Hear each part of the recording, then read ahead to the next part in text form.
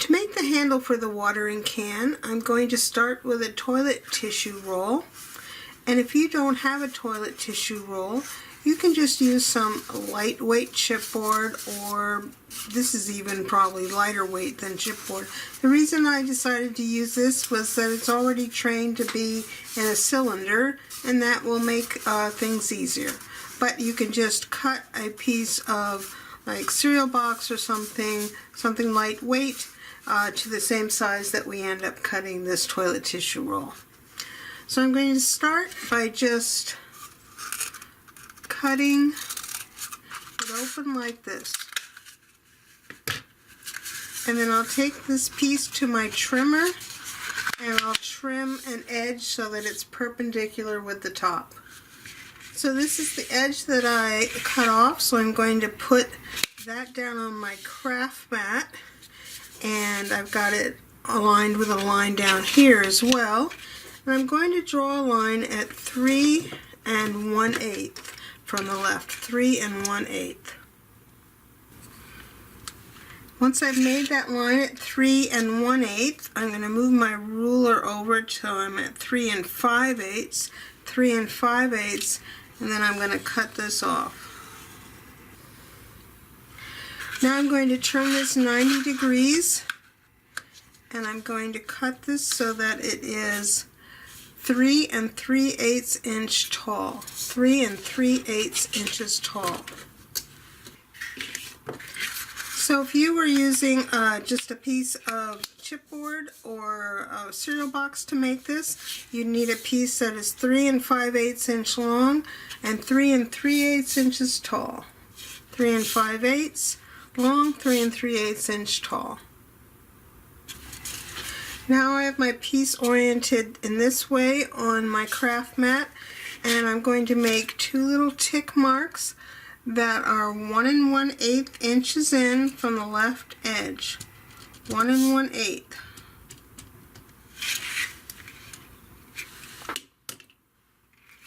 Next, I want to do a little trimming to make a little notch for the handle to come in. So I'm turning it in this fashion now, and I'm lining up my ruler so that I can cut off a 1/16 of an inch from this edge.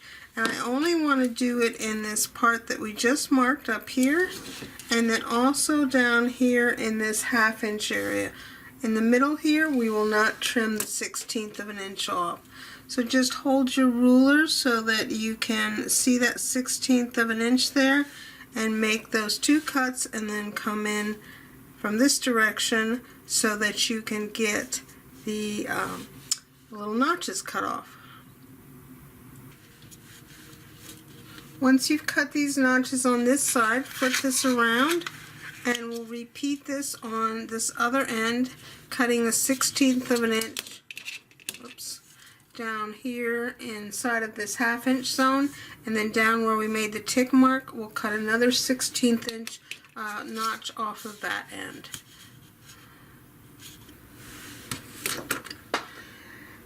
Now, under the lightweight chipboard cutting guide in the miscellaneous section, there's a little lightweight ledger strip. This one's out of lightweight chipboard, and it's bendy along its length. Our 1/4 inch medium weight ones were not, they were stiff along the length of it. So here's my little 5 inch piece of lightweight ledger strip. I'll color it black, and I'm going to cut it into 4 pieces that are 1 1/4 inches long. You don't have to color it black. I'm going to just do that so you'll be able to see it. So cut it to 4 at 1 1/4 inches long. I'm going to set 2 of these pieces aside for a moment, and I'll work with just these first 2 to begin with. I'm just giving them a little curve, so they'll want to curve. And I'm going to remove the backing, and let me zoom in here. I think you can see the notch that I've cut here on each side, or that side to begin with. I'm going to take this ledger strip and center it between those notches, and it's going to be flush with that top edge. So centered between the notches, flush with the top edge, and then repeat for this other side. And it's not critical if it's exactly centered. Once you get these ledger strips on there, just kind of use your thumb so that this still wants to curve in here. We're going to make a join here in a second and put this back into a tube. Next, I'll add score tape into this 1/2 inch zone. You can either use 1/2 inch score tape or you can put 2 strips of 1/4 inch. Just come right up to that line. So when we put this into a tube, we'll remove that backing, and this edge will come right to the edge of that score tape. So go ahead and remove that backing and join these edges together. And when you made that join, go ahead and give it a burnish.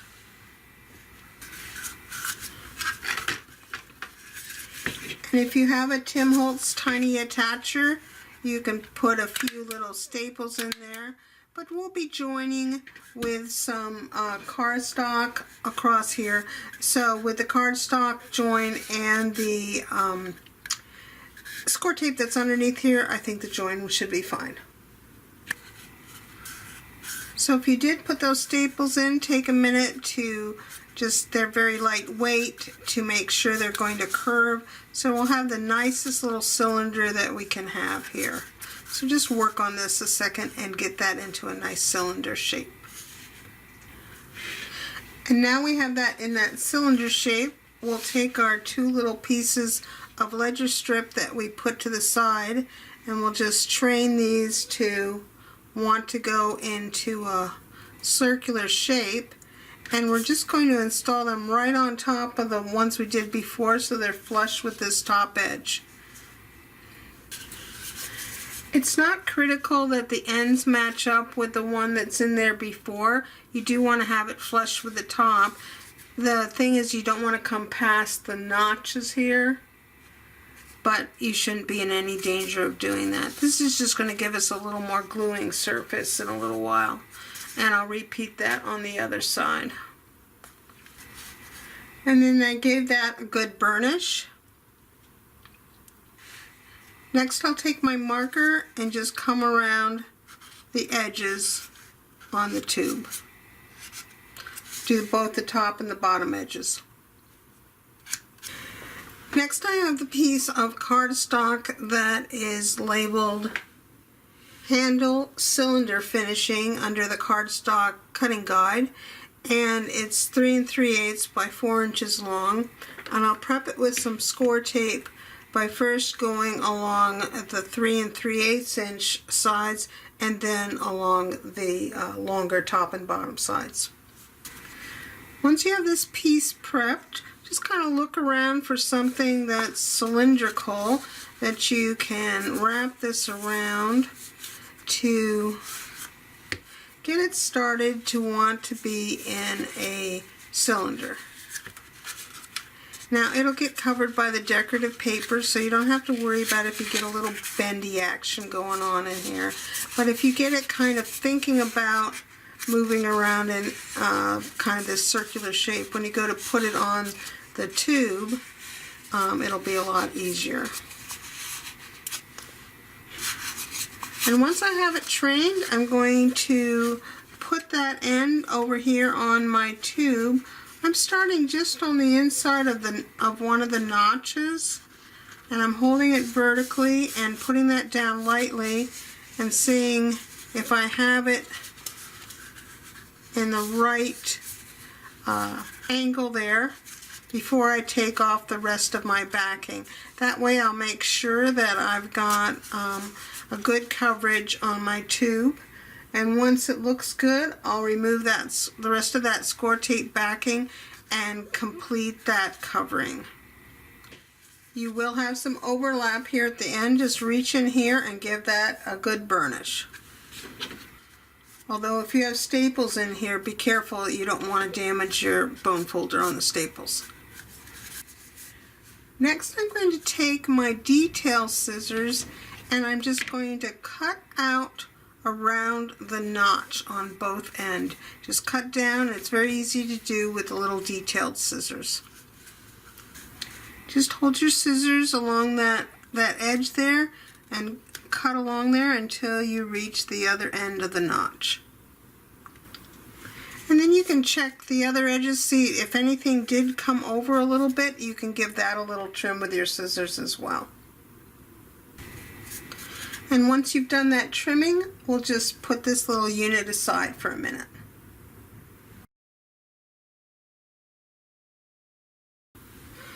Next we'll work on our handle. This piece is under the lightweight chipboard and it's under the handle section and it's just called Simply Handle. And I'm going to take my marker and go around the edges on both sides. The handle construction is very similar to the bridge construction that we did for the spout. We'll take our piece and put it on the scoreboard and we're going to score at 5/8 of an inch and then at 1 7/8. 5/8 and 1 7/8. Turn it around and do the same thing on the other end. 5/8 and 1 7/8. Now this one gets folded. Fold one tab up, one end up, fold the next part down, then at the bottom we'll fold this one in and this one back down. You can see the bases for the handle here. How this is going to work is that's going to slide inside of this tube and rest inside of the notches that we cut. Next we'll put some finishing on here using a strip of our cardstock. It's listed under the cardstock cutting guide as handle finishing and it's 1 inch by 10 inches. The first thing I'm going to do is prep the long edges on one side with score tape. Once I have the score tape on there, I'm going to cut this into 4 pieces that are each 2.5 inches long. 4 pieces, 2.5 inches long. Next I'll fill in on each end with a little bit more score tape, like you can see over here. I'll set 2 of these pieces aside and on 2 of them I'm going to score one end at 5/8 of an inch. 5/8 of an inch on one end. I'll fold that end up and then over here on my handle, this is similar to how we did the bridge, I'm going to attach that end up here and I'll wrap this around. And because this main part of the handle is inside of the cylinder, that's why we're not trying to do a whole length. So I'll just bend that around the corner there, keeping it always in this kind of Z formation at each end. Once I've done this end, I'll take my other piece that I scored and fold that on the score line and put that on this end.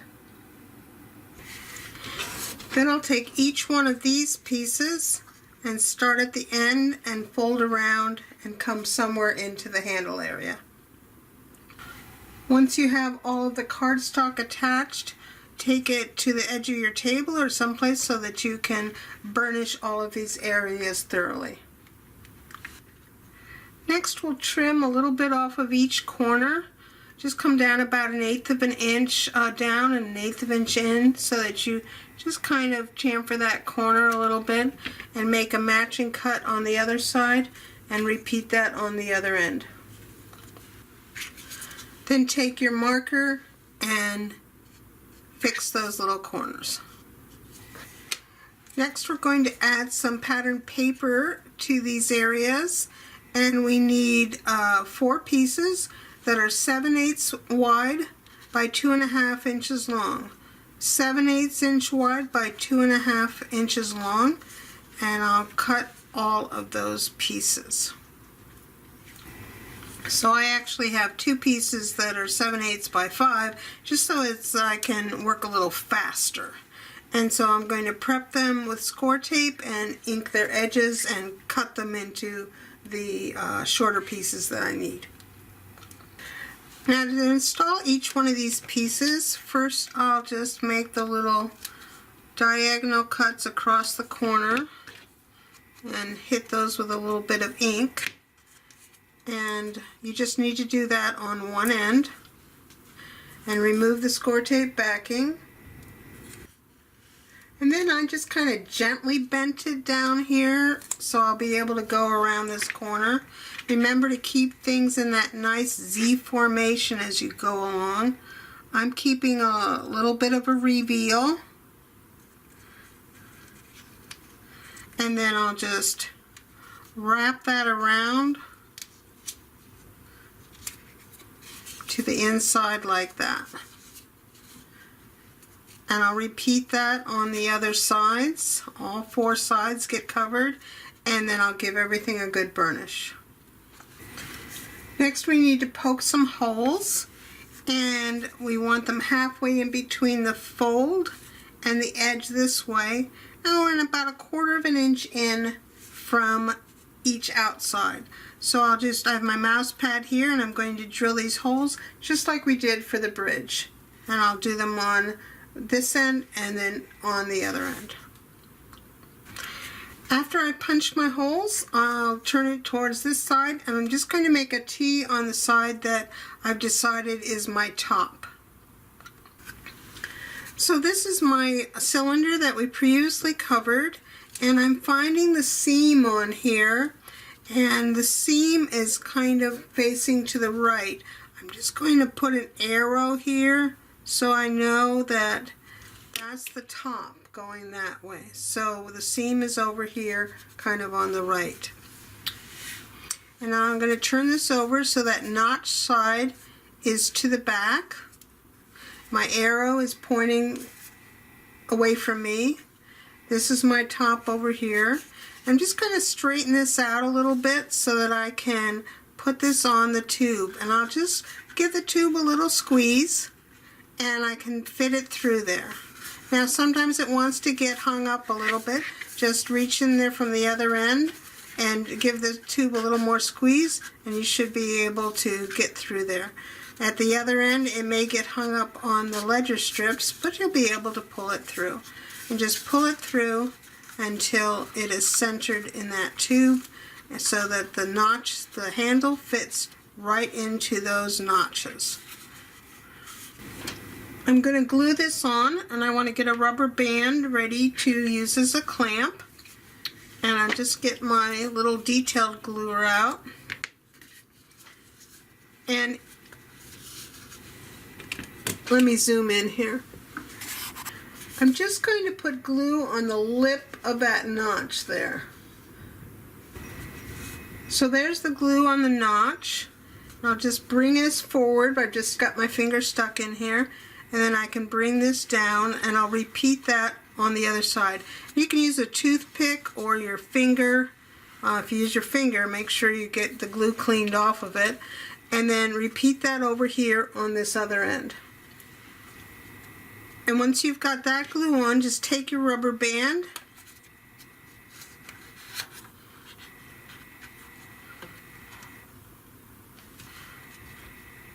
and put your rubber band there. And you can have it about, so there's about a 1/4 inch gap there. Next I have two little circles that are cut from lightweight chipboard. They're 1 inch in diameter. With lightweight chipboard you can usually cut them with a punch. If you don't have a 1 inch punch, you can just draw circles and cut them out. And I'm going to ink the edges. These circles are going to get glued right on top of the ends. So we'll put a little glue along those ledger strips that we have on that side, and then on the other side we'll just put a little glue on that half of the 1 inch circle. Like that. I'll take this and put it on there. I'll just make sure it's centered in there. It may not be quite big enough to cover the whole thing.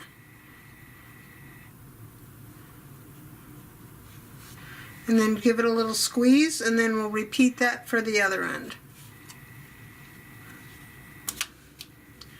And then I just put another rubber band on that to let it dry.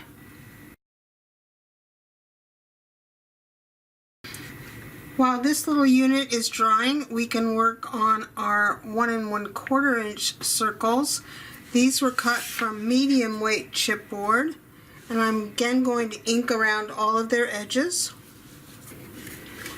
And then I cut 4 little circles of cardstock that is 1 1/4 inch. And I didn't say that I have a Movers and Shapers Tim Holtz die that's 1 1/4 inch that can cut those circles. And if you don't have that, you can just cut them with a 5/8 inch diameter, draw them with a 5/8 inch diameter, and then cut them out like we've cut out other circles. And I'm just putting a little bit of glue, as you saw me do there, and I'll cover each side of these little circles. Next, I'll cut some decorative paper, and what I want to do is take a measurement on the inside here, and I want that measurement to be as tight as possible. I think I can use 3 1/4. I might have to shave a little bit off of that. But I'm going to cut my decorative paper 3 1/4 inches tall, or whatever your measurement is, but come tight up to that edge on both sides, and then 4 inches long. So whatever your measurement is, mine was 3 1/4 by 4 inches long of decorative paper.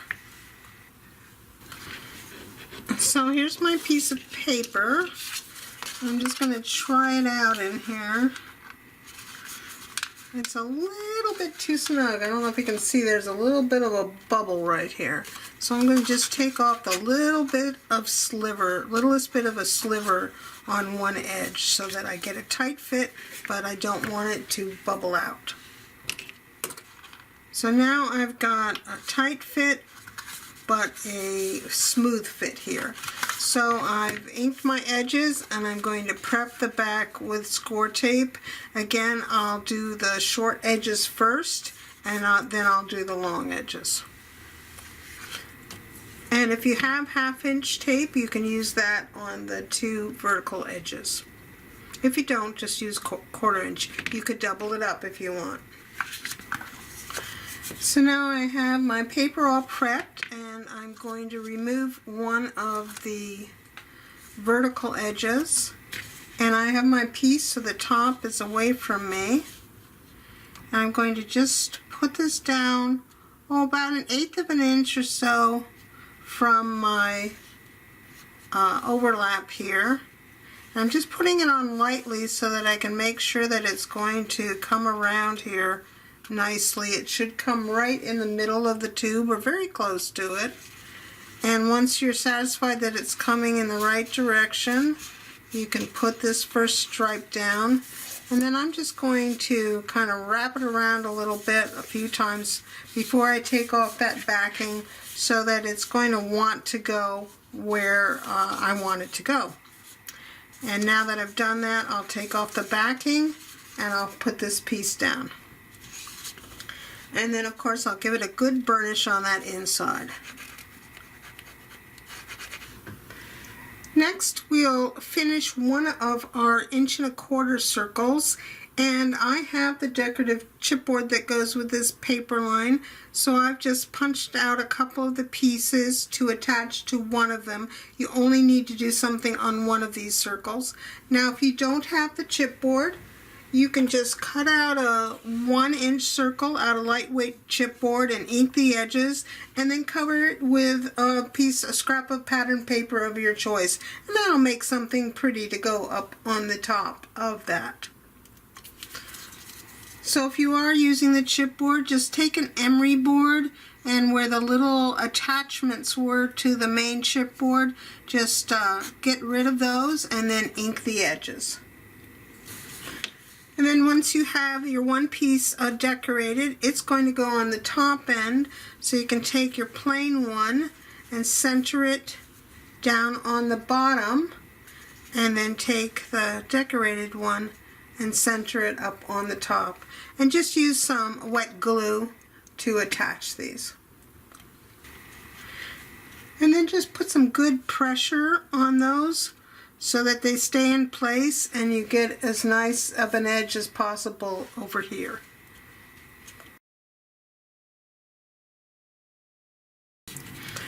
Next we can drill some holes to attach our handle, and I'll make sure that I've got the top up here next to the top. It's going to go directly underneath the band and get centered, so I just move it to one side and measure that distance. For me it's 1.5 inches, so then I know if I put this so that I have 3/4 of an inch on each side, that I'll have it centered. And I'll drill one hole through and I'll put a brad in it, and then I'll drill the second hole at the top and I'll put the brad in it. Now that I have the brads in at the top, I'll make sure that I get this centered down here at the bottom, and then I'll drill these 2 holes and put their brads in. And then I'll just put some good pressure on the outside, pinch this together, and then open up the brad legs for both the top and the bottom. And then once I've got those brad legs burnished down, I've just got a little piece of scrap cardstock here that I put some score tape on the back of. And I'm just going to put that on to protect those brad legs. And I'll repeat that down for the bottom set as well. And that completes the handle.